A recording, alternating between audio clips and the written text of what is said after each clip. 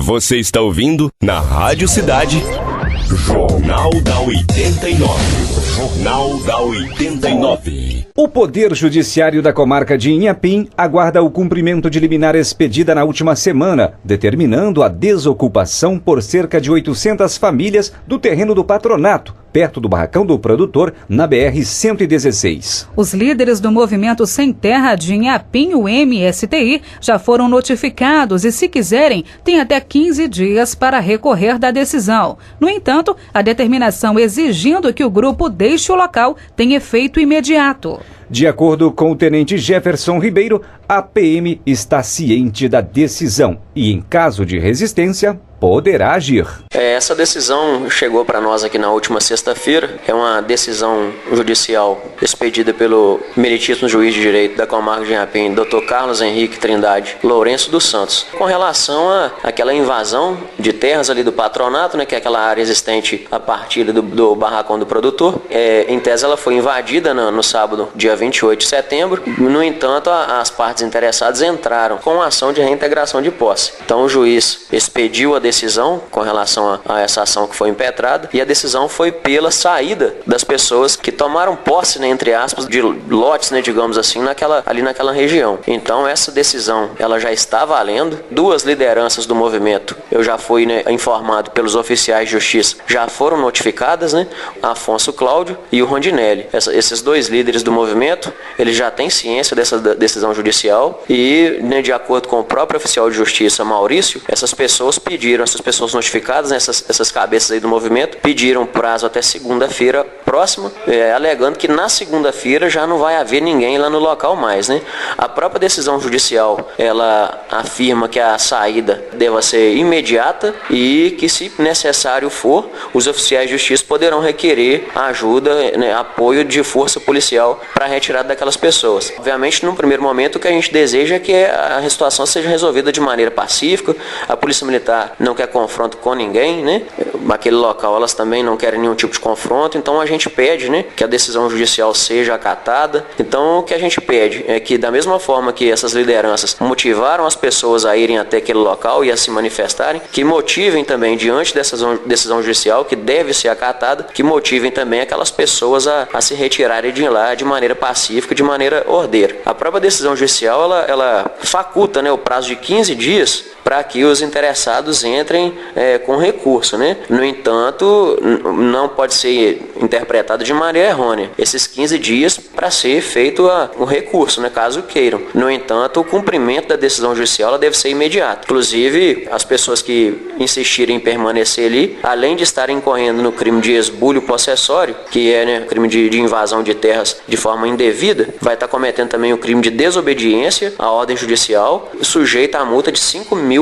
por dia que a pessoa permanecer naquele local a partir do momento em que for notificada. E a presidente Dilma Rousseff sancionou nesta quarta-feira a medida provisória 615, que possibilita aos taxistas transmitirem aos familiares o direito de exploração do serviço de táxi como herança em caso de morte. Antes, a autorização de exploração voltava para o poder público com a morte do profissional. A decisão da presidente beneficia aproximadamente 600 mil taxistas em todo o país. E esta lei é uma lei que diminui e dirime qualquer dúvida jurídica.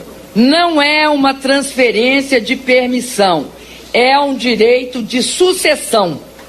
Por isso, não é possível haver questionamento de nenhuma ordem. Caratinga não tinha uma lei municipal que garantia esse direito aos taxistas, e eles dependiam do entendimento de quem estava no comando da prefeitura para saberem se suas famílias teriam direito ou não à concessão do serviço. O presidente do Sindicato dos Taxistas de Caratinga, Mauro Sérgio, explica como funcionava o direito de exploração do serviço de táxi no município e os benefícios que a medida provisória 615 vai trazer para a categoria.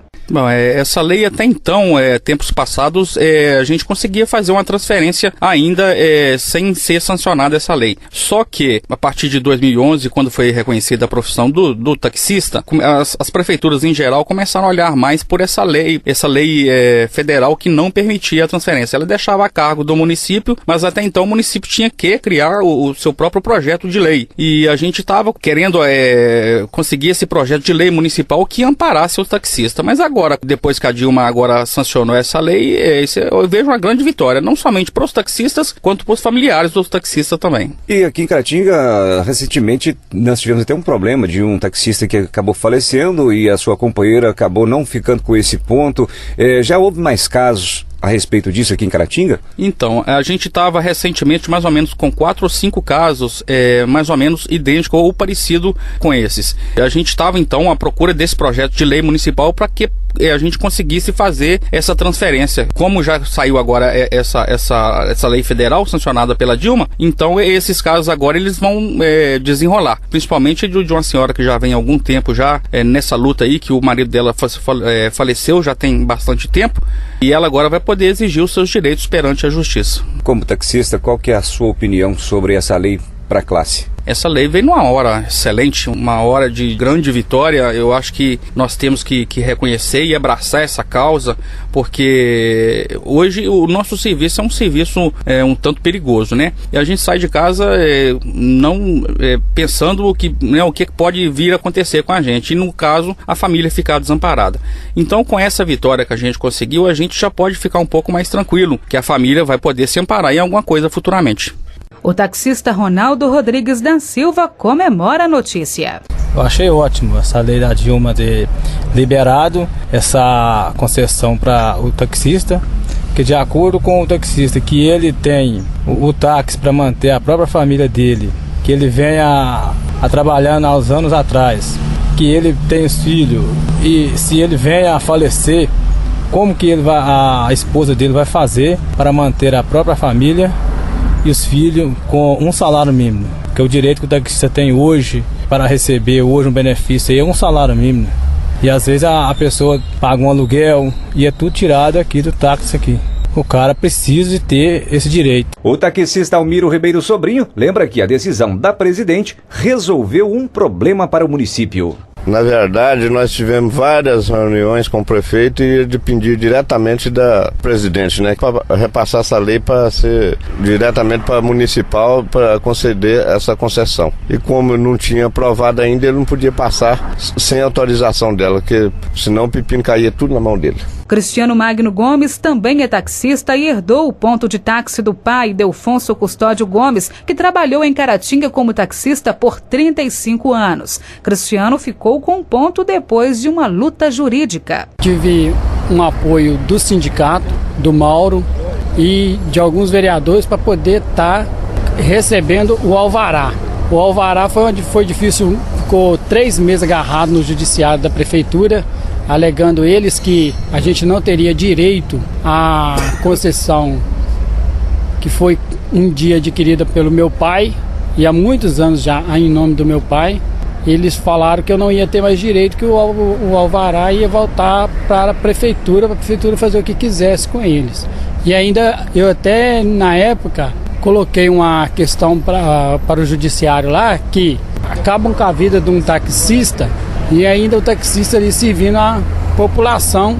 E isso acontecendo, o alvará voltando para a prefeitura dando o alvará para quem ela quisesse, poderia haver até um pouco mais de criminalidade acima desses taxistas que estamos aí à noite, de dia, carregando pessoas de bem e pessoas também que às vezes não são de bem, né? Seu pai morreu quando? Quanto tempo demorou para que você recebesse essa concessão e pudesse trabalhar? 1 ano e 3 meses. Faleceu e aí teve que dar a entrada na documentação, mas foi aí lutando aí devagarzinho com a prefeitura, o sindicato trabalhando em cima até conseguir essa concessão. Na época que seu pai faleceu, se vocês não tivessem conseguido essa concessão, a família passaria por momentos difíceis financeiramente falando? Ah, com certeza sim, porque minha mãe agora ela vai receber 2 pensões, né, pelo falecimento do meu pai, mas mesmo assim ela tem eu repasso, né, uma parte do que eu ganho hoje para ela, até ela ter uma partida daqui para melhor. Enquanto ela tiver vida, eu repassarei uma parte para ela e a outra parte fica para mim e o sustento da minha família, que não era o que o meu pai previa para mim, mas também eu não tenho outro ganho agora a não ser esse.